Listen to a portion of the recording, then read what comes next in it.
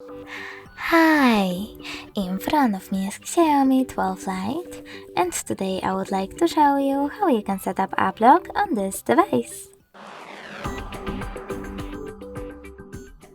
First of all, go into Settings.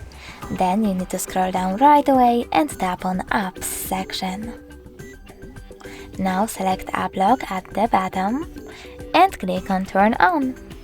Now you need to create your app lock that you will use to unlock your apps.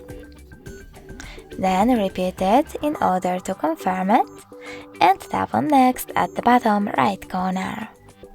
Over here you can add your Mi account right away to back up your pattern, or choose Not Now and do it later. Now choose Not Now over here again in the pop-up. And if you wish to lock all of those apps, just tap on Use App Lock right away. If you don't, you need to click on all of them and tap on Use App Lock then. In order to use your fingerprint to unlock your apps, click on Settings and follow all of the instructions, or go with Cancel and do it later. Now click on those switchers next to all of those apps that you wish to clone. In my case, Amazon, YouTube, Google, and maybe App Gallery. So now when I click on Home button and try to access one of those apps, as you can see, pattern is required.